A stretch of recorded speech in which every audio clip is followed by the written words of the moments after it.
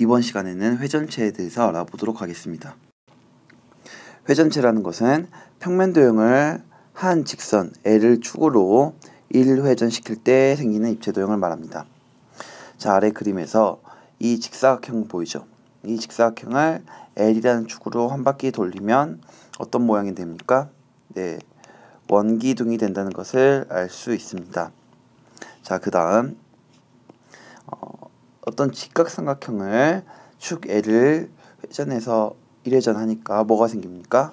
네, 원뿔이 생긴다는 것을 우리가 확인을 했습니다.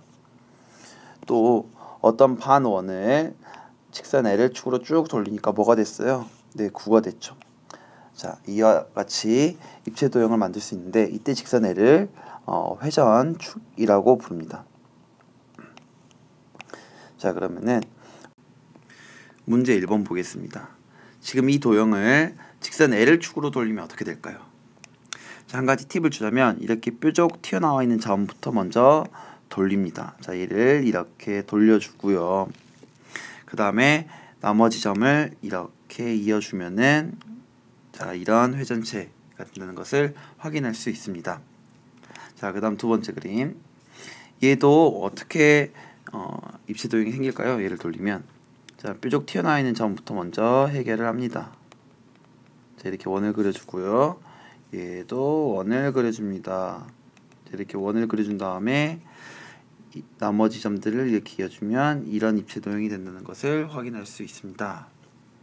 자, 3번은 여러분들이 직접 해보면 되겠습니다. 원뿔 했죠? 자, 원뿔에서 우리 각뿔대 한 것과 마찬가지로 원뿔대에서도 원뿔을 밑면에 평행한 평면으로 잘랐을 때 두 개가 생기는데요. 이 위에 거 말고 이 아래 거, 이 아래 도형을 뭐라고 하냐면은 우리가 원뿔대라고 합니다. 우리가 각뿔대 이야기한 것처럼 원뿔대라고 이야기를 하고요.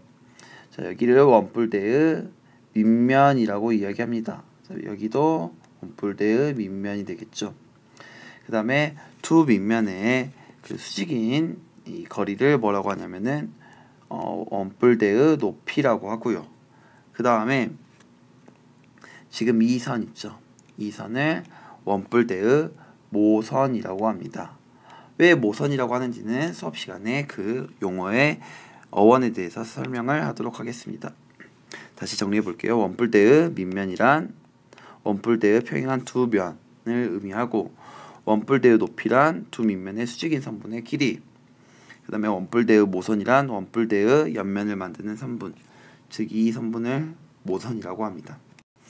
자, 그러면은 얘를 한번 회전해 보겠습니다. 1회전 하면은 뾰족 튀어나온 점부터 먼저 그려주는 게 포인트, 뾰족 튀어나온 점부터 먼저 그려주는 게 포인트, 그 다음에 나머지를 이렇게 이어주면 원뿔대가 생긴다는 것을 확인했습니다. 자, 이때 원뿔대의 높이는 뭐다?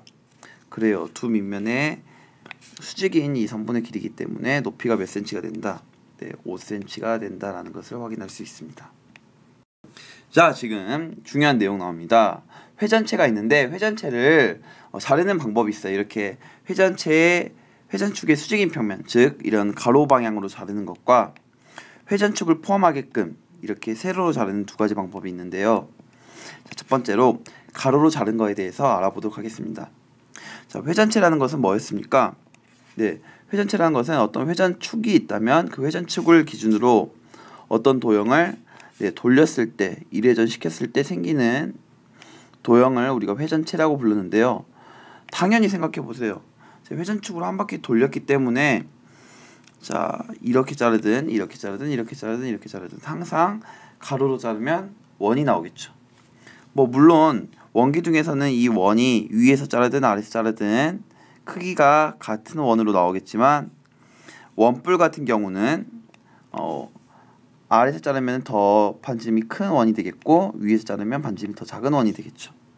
자, 이런 식의 차이는 있을 수 있지만 회전체를 회전축의 수직인 평면 자르면 항상 뭐다? 네, 단면의 경계는 모두 원이 된다는 사실 기억합시다. 자, 그러면은 회전체를 회전축을 포함하는 평면을 자르면 어떻게 될까요? 자, 원기둥을 회전축을 포함하는 평면을 잘랐더니 뭐가 됐습니까?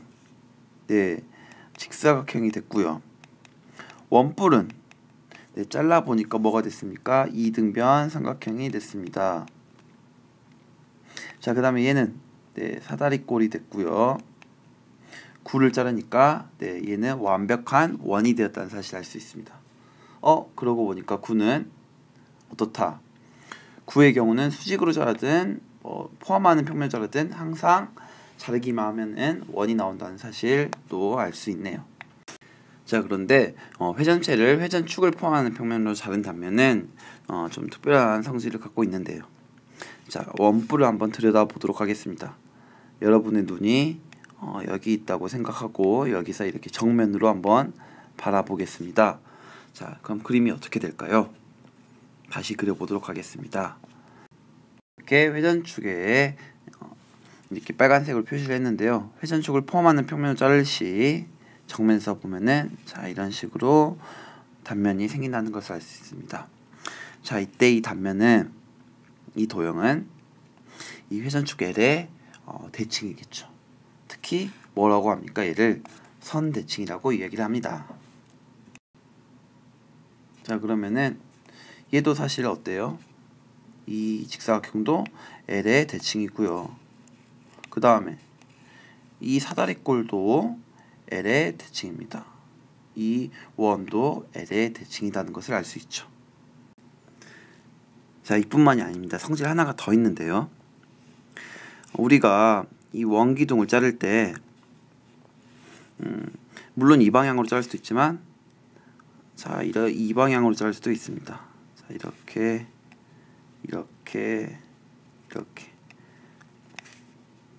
이 방향으로 자를 수도 있겠죠. 또 어떤 방향으로 자를 수도 있을까요? 뭐 이렇게 자를 수도 있을 겁니다. 자, 이렇게 다양한 이 회전축을 포함하기만 한다면 이렇게 다양하게 자를 수 있는데요. 이 빨간색 이렇게 자르든 아니면 살짝 왼쪽으로 비틀어서 자르든 오른쪽으로 비틀어서 자르든 이 단면은 모두 서로 합동이 됩니다. 자, 여기서도 마찬가지예요. 이렇게 자를 수도 있지만 자, 이렇게 되도록 자를 수가 있고요. 또 어떻게 되도록 자를 수가 있냐면 네, 이렇게 되도록 자를 수도 있습니다. 자, 어떻게 자르든 간에 다 합동이 되겠죠. 자, 그래서 정리해 보면은 회전체를 첫 번째 회전축의 수직인 평면으로 가로 방향으로 자르면 단면의 경계는 항상 원이 되고, 두 번째 회전체를 회전축을 포함하는 평면으로 자른다면은 모두 어떤 방향으로 자르든 합동이 되고 회전축에 대하여 보다 선대칭 도형이다 라는 사실도 우리가 확인할 수 있는 사실입니다. 자, 그러면은 여기 있는 문제들은 수업 시간에 해볼 텐데요. 지금 추가 문제라고 되어 있는 부분과 문제 3 헷갈림 주의라고 되어 있는 부분이 있어요. 자, 이 두 문제의 차이는 추가 문제는 이 도형을 회전시켜서 어떤 모양이 되는지를 확인해 보는 거고요. 문제 3번은 뭐냐면은 이미 어떤 회전체가 있는데 이 회전체를 회전축의 수직인 평면과 회전축을 포함하는 평면으로 각각 잘랐어요. 자, 이때 얘는 회전축을 포함하는 평면으로 자른 단면이고요. 이때 이 단면은 이 전체를 뜻하겠죠.